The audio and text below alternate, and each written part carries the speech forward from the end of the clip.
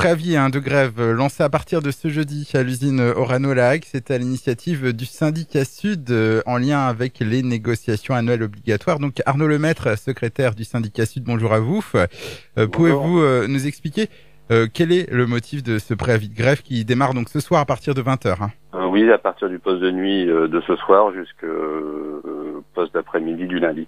Donc en fait, on a écrit un courrier au niveau de la direction sur la rémunération au sens large, soit faite en fin d'année 2024. Donc ça comprend les NAO, ça comprend l'intéressement en participation, puis le retour de l'abondement.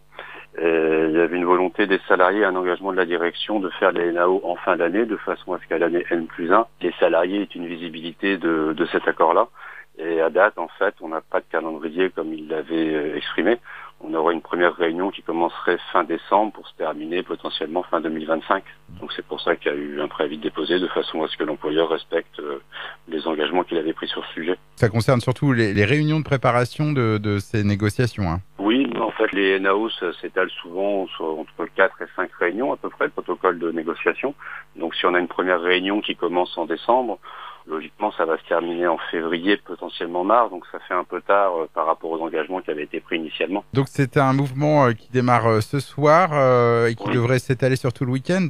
Oui, il est prévu de s'étaler sur le week-end et puis la journée du lundi aussi. Est-ce que ce mouvement est reconductible ? Oui, il y a déjà un deuxième préavis de posé sur le week-end du 11 novembre, sur le même principe. Après, nous, ce qu'on espère, c'est d'une part qu'il y ait une mobilisation des salariés, que la direction entende ce mécontentement et nous convie le plus rapidement possible à négocier les NAO qui avaient été promises en fait.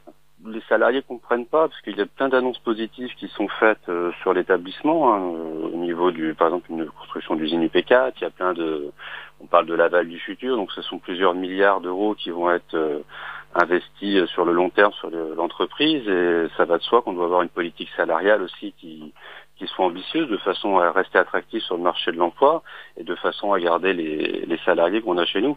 On n'est pas sans savoir que le bassin du Cotentin est hyper dynamique niveau emploi, donc c'est une bonne nouvelle pour la région, mais charge à nous de répondre aussi à cette concurrence et d'avoir des accords ambitieux qui motivent les salariés à rester et à venir chez nous. Donc ça serait un signal fort qui serait envoyé aussi aux salariés d'entamer les négociations rapidement. Et un mouvement qui pourrait être suivi comme vous l'annoncez dans votre communiqué. Oui.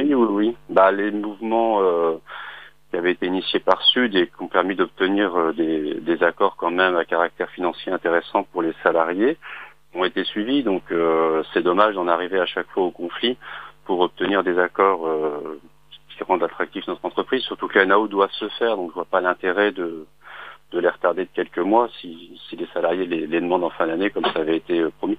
Eh bien, merci beaucoup pour ces informations. Donc, Arnaud Lemaître, secrétaire du syndicat Sud.